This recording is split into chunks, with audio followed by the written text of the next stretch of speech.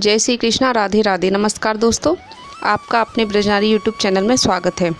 एक राजा जिसके पास राज्य, धन, वैभव सभी प्रकार के सुख थे, लेकिन उसके पास संतान का कोई सुख नहीं था। इस कारण वह हर समय चिंता से ग्रस्त रहता था। संतान का सुख उसे पूर्व जन्म के पाप के कारण प्राप्त नहीं हो पा रहा था।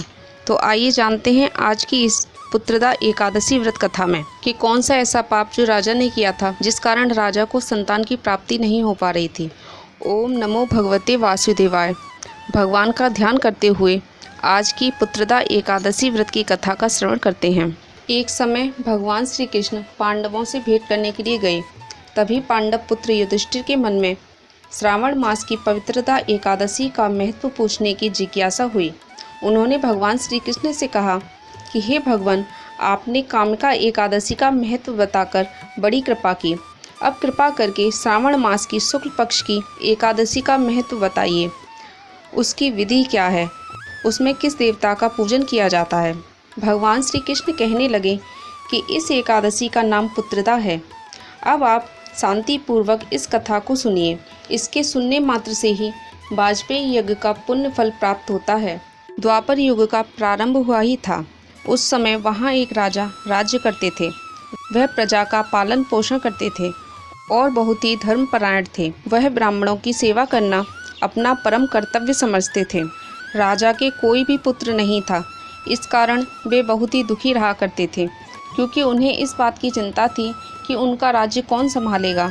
इसी समस्या के समाधान हेतु वह लोमस ऋषि के पास गए और उनके पास जाकर अपने दुख का कारण बताया कि हे ऋषिवर, मेरे कोई पुत्र नहीं है। मेरे उपरांत मेरे राज्य को कौन संभालेगा, कौन मेरी प्रजा का पालन पोषण करेगा। कृपया मेरी इस समस्या का समाधान बताइए। मुझे पुत्र की प्राप्ति किस प्रकार होगी। राजा की बात सुन लोमस ऋषि ने अपने नेत्रों को बंद किया और कुछ देर ध्यान में रहे। उसके उपरांत नेत्र खोले और बोले कि हे राजन, यह तुम्हारे पूर्व जन्म के अपराध हैं, जिस कारण तुम्हें पुत्र की प्राप्ति नहीं हुई है। और लोमस ऋषि बताते हैं कि तुम अपने पूर्व जन्म में एक धनहीन वैश्य थे और एक दिन जब जेठ मास के शुक्ल पक्ष की 10वीं तिथि को जब सूर्य तप रहा था, तो वह गांव की सीमा के बाहर बने जलाशय पर पहुँचे। उस समय वहाँ एक गाय अपने बछड़े के साथ जल पी रही थी। तब तुमने वहाँ से उस गाय और उस बछड़े को हटा दिया था और स्वयं जल पीने लगे। उसी पाप कर्म के कारण तुम्हें पुत्र की प्राप्ति नहीं हुई है, परंतु किसी अन्य जन्म के पुण्य कर्मों के कारण तुम्हें अकंटक राज्य तो मिल गया, परंतु पुत्र की प्राप्ति नहीं हुई। अतः तुम अपने पाप कर्मों को दूर करने हेतु और पुत्र की प्राप्ति हेतु श्रावण मास की शुक्ल पक्ष की पवित्र एकादशी का व्रत करो, जिसे पुत्रदा एकादशी भी कहते हैं। व्रत के उपरांत विधिवत उद्यापन करना। राजा ने रानी सहित लोमस ऋषि के बताए अनुसार विधिवत पुत्रदा एकादशी का व्रत किया। रात को बड़ी भावना से हरि नाम का संकीर्तन करते हुए जागरण किया और इस एकादशी के व्रत के पुण्य के प्रभाव से रानी ने गर्भ धारण किया और प्रसव काल समाप्त होने पर एक बड़ा ही तेजस्वी पुत्र उत्पन्न हुआ। इसलिए हे राजन, इस शुक्ल पक्ष की एकादशी का नाम पुत्रदा पड़ा। अतः संतान सुख प्राप्ति हेतु इस व्रत को अवश्य करें। इस कथा को पढ़ने तथा इसके महत्व को सुनने मात्र से मनुष्य सब पाप कर्मों से मुक्त हो जाता है।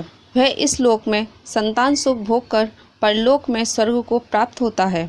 इस प्रकार भगवान श्री कृष्ण ने पवित्र एकादशी का महत्व बताते हुए संपूर्ण कहानी युधिष्ठिर को सुनाई।